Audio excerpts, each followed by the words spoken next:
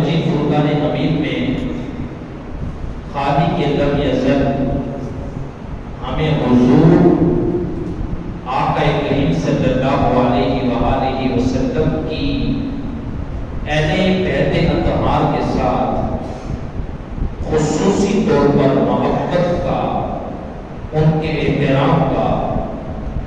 حکم دے رہا ہے۔ اور یاد رکھیں،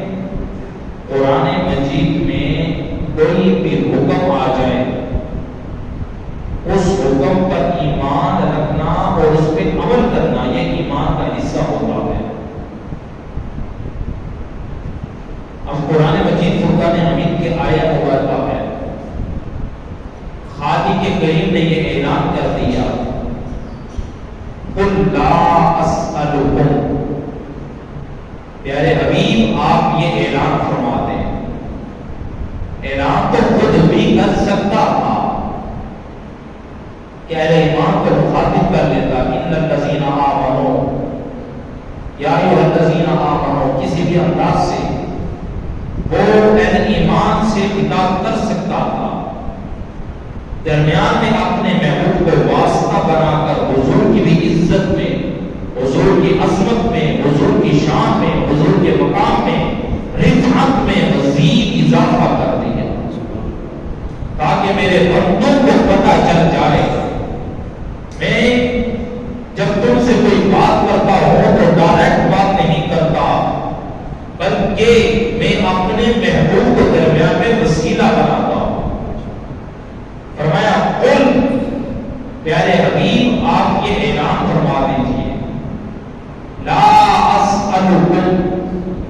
میں تم سے کوئی سوال نہیں کرتا، میں تم سے کچھ مانگتا نہیں،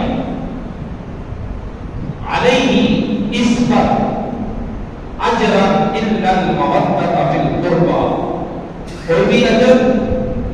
یعنی میں تم سے کچھ بھی نہیں مانگتا اس پر، یعنی اس سے مراد کیا ہے کہ کس پر نہیں مانگا جا رہا، کہ کچھ بھی نہیں مانگتا، اس پر کیا مراد ہے بھائی، کیا نہیں مانگا جا رہا؟ فرمایا میرے غلاموں، میرے مطیعوں، یاد رکھنا میری وجہ سے تمہیں کائنات میں عزت ملی، میری وجہ سے تمہیں کائنات میں عظمت ملی، میری وجہ سے کائنات میں تمہیں شعور ملا، میری وجہ سے کائنات میں تمہیں معرفت ملی، میری وجہ سے ہی تمہیں انسانیت ملی،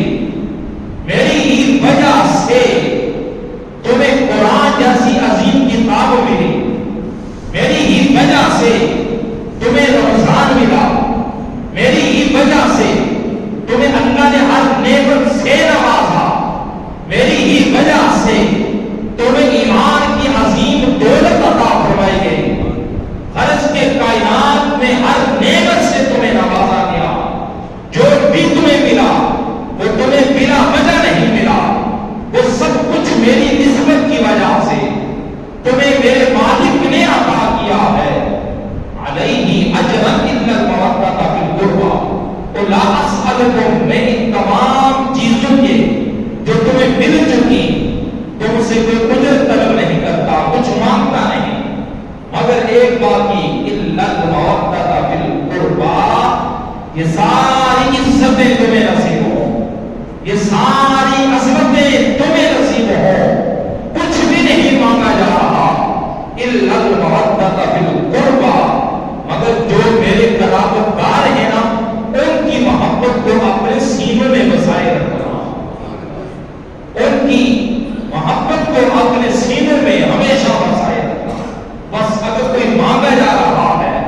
اتنی دین کی خدمت کی، ساری راتیں اللہ رب العالمین کی بارگاہ میں عبادت و ریاضت کی، اور جب کچھ مانگنے کا وقت آیا میرے امتیوں میں نے اپنی ذات کو بلا دی، تمہیں مقدم رکھا، تمہیں میں نے مقدم رکھا ہے، مگر میں تم سے کچھ مانگتا نہیں ہوں، کیوں مانگو؟ میں تو دینے کے لیے آیا ہوں، تم سے دینے کے لیے آیا نہیں۔ اور الا المودۃ فی القربى، الا المودۃ فی القربى،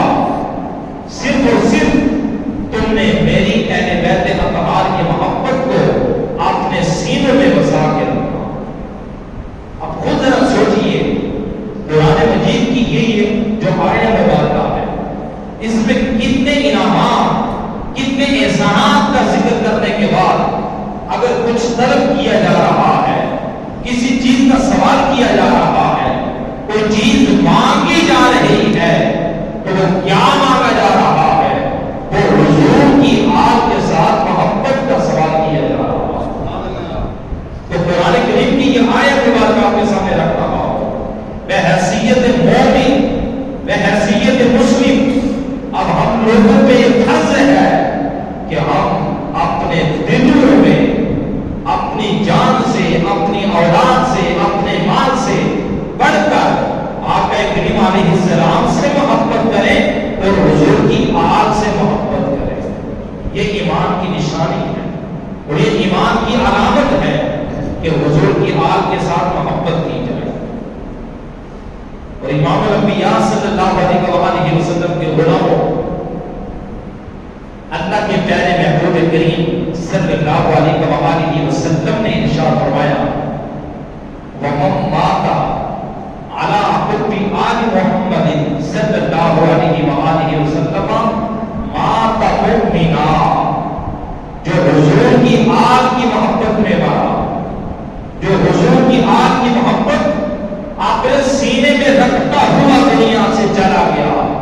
مَاتَ مُؤْمِنًا، وہ مومن مرا۔ یہ سند، یہ سرٹیفکیٹ کون عطا کر رہا ہے؟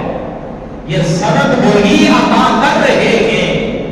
جن کا کلمہ پڑھ کے ہم اپنے آپ کو مومن کہلواتے ہیں۔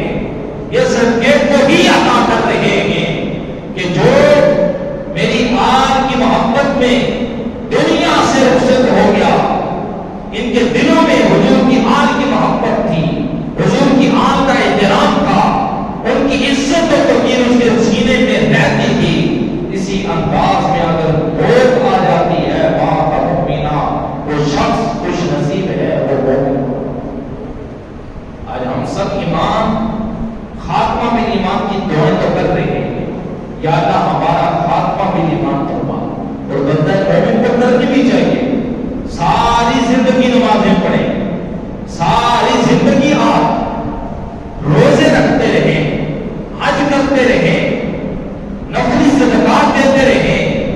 اگر ہمارا خاتمہ بالایمان نہیں تو زندگی بھر کے اعمال ہمارے مردود ہیں، وہ اللہ کے ہاں قبول نہیں ہوں گے، ان کا ہمیں پھر کوئی فائدہ نہیں۔ وہ ہماری ان عبادات کا، ان نمازوں کا، روزوں کا، طواف کعبہ کا، کسی کو زکات دینے کا، صدقات و خیرات کرنے کا، تہجد پڑھنے کا، وہ ان چیزوں کا محتاج نہیں۔ یہ جو کچھ کرتے ہیں یہ تو فرض ہے، یہ تو ہم نے خود کرنے ہیں، یہ تو ہم اپنی بقا کے لیے، اپنی بہتری کے لیے کرتے ہیں۔ جیسے انسان دنیاوی زندگی گزارنے کے لیے کوئی پڑھتا ہے، کوئی ہنر سیکھتا ہے، یہ ساری محنتیں کیوں کی جا رہی ہیں؟ اس لیے کی جا رہی ہیں کہ آنے والا وقت میرا اچھا گزر جائے، آنے والے وقت میں زمانے کی ٹھوکروں سے میں بچ جاؤں، مجھے کوئی اچھا ذریعہ معاش مل جائے، تاکہ دنیا کا میرا جتنا پیریڈ ہے یہ آسانی سے، عزت سے میرا گزر جائے۔ ایسے ہی ہم جہاں وہ کوششیں کرتے ہیں، وہاں آخرت کی زندگی کو بہتر کرنے کے لیے ہم لوگوں پہ فرض نمازیں ہیں یہ ادا کرنی ہے، روزے فرض کیے گئے یہ ادا کرنے ہیں، اسی طرح حج فرض کیا گیا وہ ادا کرنا ہے۔ یہ ساری عبادات جو ہم نے ادا کرنی ہے یہ تو اپنی بہتری کے لیے کرنی ہے، اللہ ان چیزوں کا محتاج نہیں۔ اگر ہمارا خاتمہ بالایمان نہ ہوا، زندگی بھر کے طواف کعبہ، زندگی بھر کے مکے کے پھیرے، زندگی بھر کی تبلیغ دین، زندگی بھر کی نماز کی ساری عبادت اور ریاضت، یہ ساری کی ساری ہمارے منہ پر مار دی جائیں گی کہ تو نے یہ عبادت کی تھی، مگر تیرا جب خاتمہ ہوا تھا اس وقت تو حالت کفر میں تھا، اس وقت تو ایمان کی حالت میں دنیا سے نہیں آیا، یہ سارا مردود۔ اس لیے لیکن اس کے ساتھ انسان اگر زندگی بھر نہ نمازیں پڑھے، نہ حج کرے، نہ زکات دے، نہ کوئی عبادت و ریاضت کرے، مگر وہ کلمہ پڑھ لے ذل کے دل سے اور اس کی زندگی کا اختتام ہو جائے، اس کی زندگی ختم ہو جائے، پھر اس کا خاتمہ بالایمان ہونے کی وجہ سے مالک کریم بڑا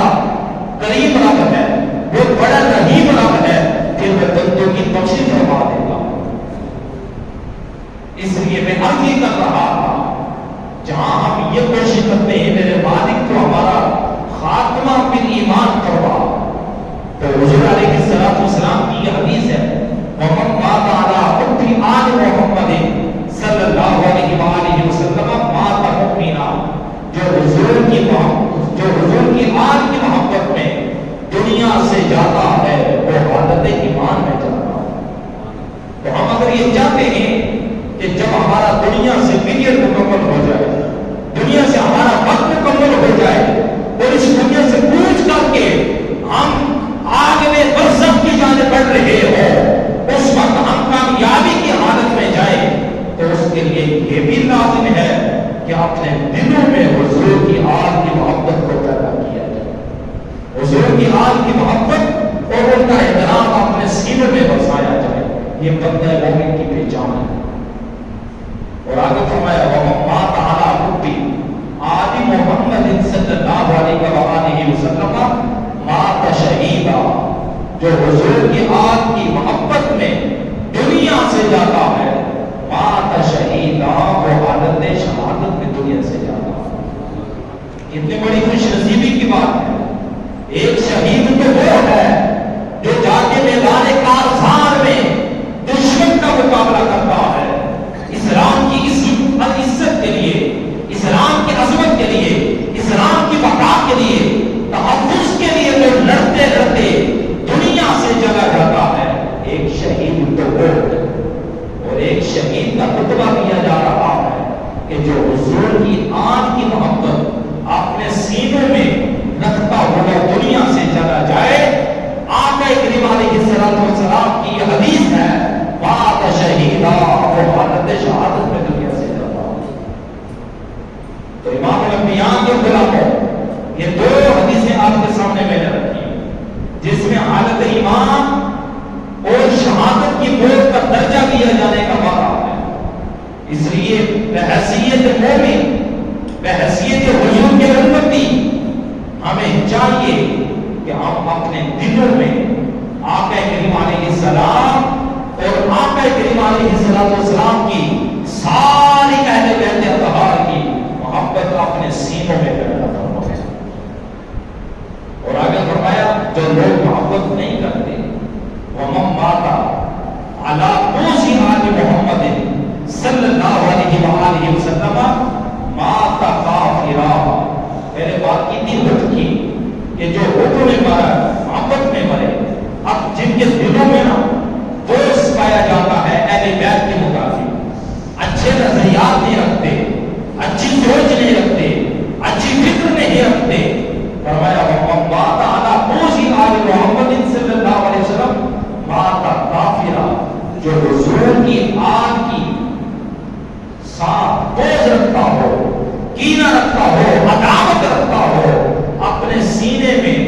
جب وہ دنیا سے جائے گا وہ حالت کفر میں جائے گا۔ پھر زندگی بھر کی نمازیں، زندگی بھر کی تبلیغ دین، زندگی بھر کی تسبیح و تعلیم، وہ کوئی کام نہ دے گی جب ہمارا ایمان ہی حالت کفر میں، دنیا سے ہمارا خاتمہ حالت کفر میں ہو۔ اس لیے اگر ہم چاہتے ہیں کہ جب یہ دنیا ہم چھوڑ کر جائیں، مالک کریم ہمیں ایمان کی موت نصیب فرمائے، تو آج کے بعد اپنے دلوں میں حضور کی آل اور حضور کی محبت پیدا فرمائے۔ اور پھر محبت کس چیز کا تقاضا کرتی ہے کہ محبوب کو جس چیز سے محبت ہوتی ہے نا، پھر اس کی ہر ادا کے ساتھ، اس کی ہر عادت کے ساتھ انسان کو محبت ہونی چاہیے۔ اگر ہم یہ دعویٰ کریں کہ ہم محب اہل بیت ہیں، اگر ہم یہ دعویٰ کریں ہم محب اہل بیت کے ساتھ ساتھ آقا کریم علیہ السلام کے بھی محب ہیں، پھر ہمیں ذرا دیکھنا ہوگا آقا کریم علیہ السلام کی سیرت کیا تھی، آقا کریم علیہ السلام کی اہل بیت اطہار کی سیرت کیا تھی، اسی کے مطابق اپنی زندگی گزارنا۔ ہم محبت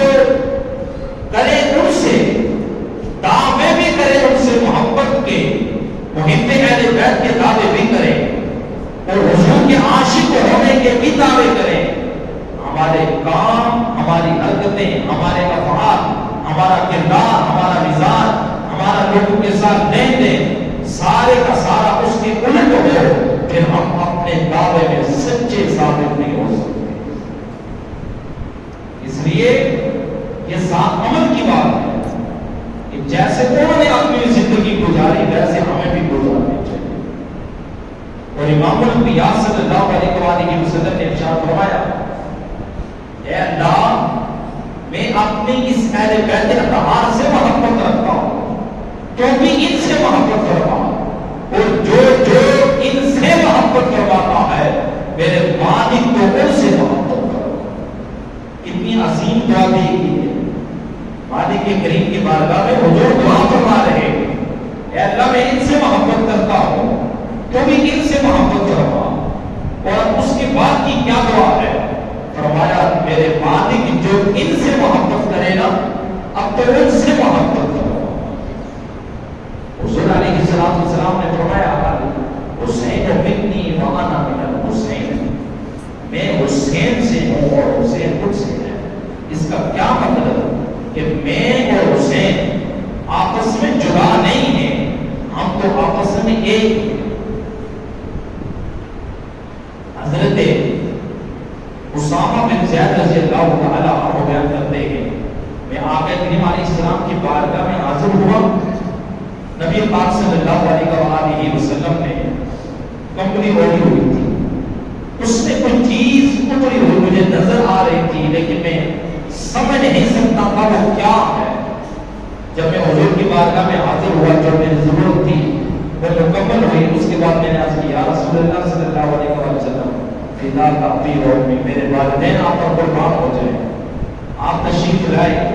آپ نے کمبل مبارک اوڑھا ہوا ہے، وہ چیز میں اتری ہوئی ہے،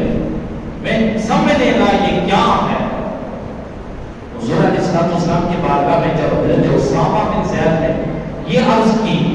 فرماتے ہیں جب میں نے یہ بات کی تاجدار کائنات نے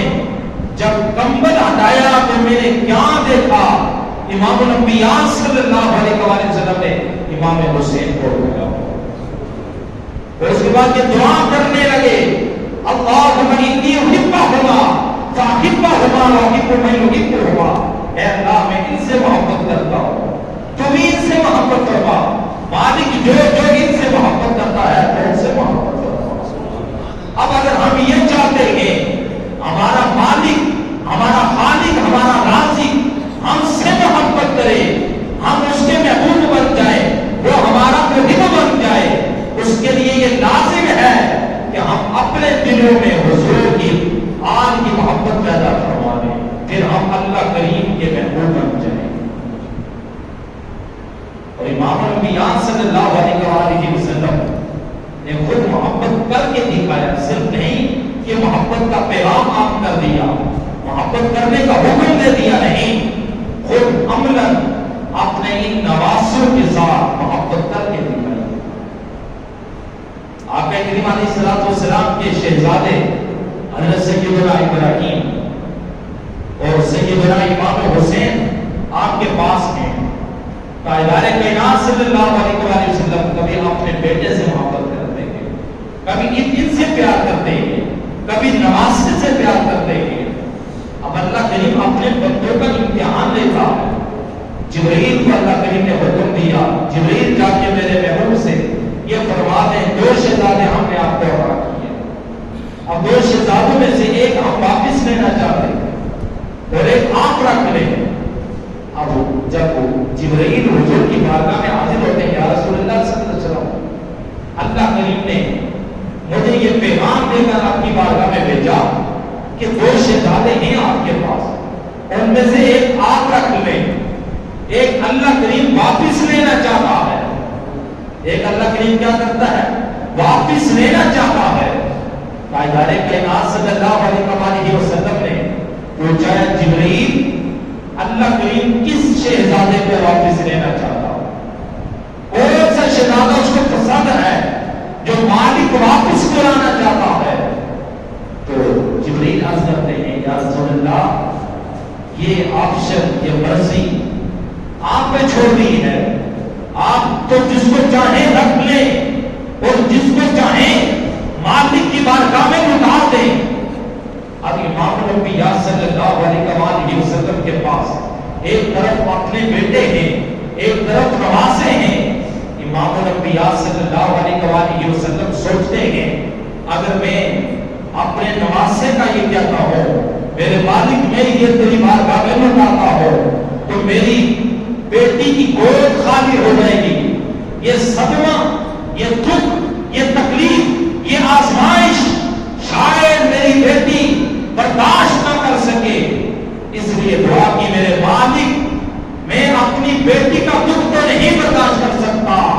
اے میرے مالک میں خود کو تکلیف برداشت کرنے کے لیے تیار ہو، اپنا بیٹا تیری بارگاہ میں واپس لوٹانے کے لیے تیار ہو۔ یہ بات کہنے کی دیر تھی کہ 3 دن گزرے، آپ کے شہزادے سیدنا ابراہیم کا وصال ہو۔ اب خود سوچیں، اپنی اولاد پر اپنے نواسوں کو ترجیح دی جائے، یہ ہے حضور علیہ السلام کا ان کے ساتھ محبت، ان کے ساتھ ایک خاص ایک محبت کی علامت آپ اس چیز سے سمجھ لیجیے۔ اسی لیے فرمایا قل لا اسألکم علیہ اجرا الا المودۃ فی القربى۔ پیارے محبوب آپ یہ اعلان فرما دیجیے میری ہی وجہ سے کائنات میں تمہیں عزتیں، عظمتیں، برکتیں، رحمتیں، شعور، ایمان، دولتیں سب کچھ ملا، مگر لا اسألکم میں تم سے کچھ بھی نہیں مانگتا۔ مانگو کیوں؟ میں تو تمہیں دینے کے لیے آیا ہوں، میں تم سے مانگنے کے لیے نہیں آیا، مگر الا المودۃ فی القربى۔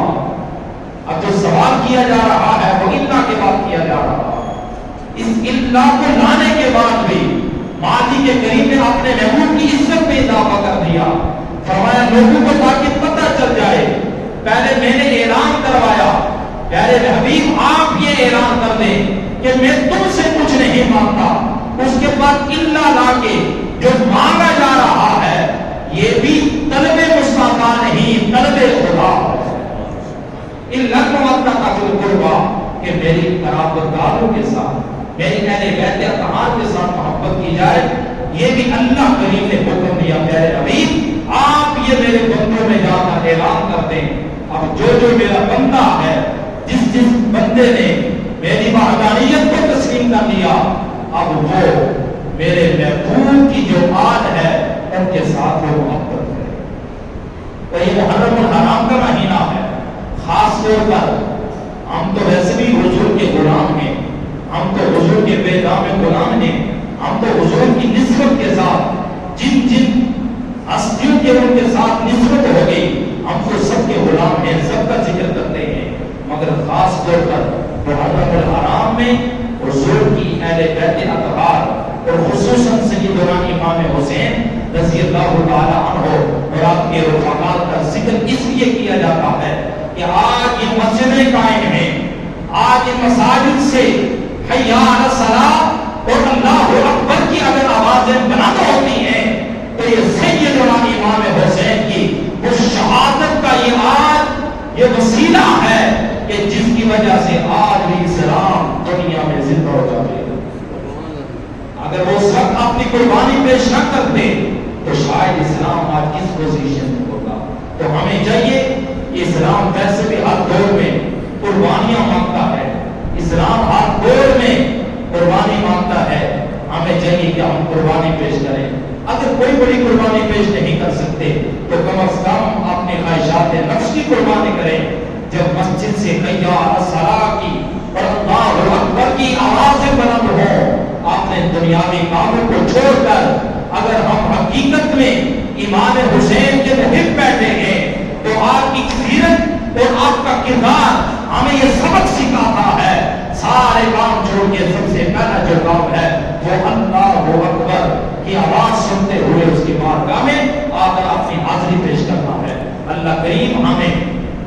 امام حسین رضی اللہ تعالی عنہ کی محبت بھی عطا فرمائے اور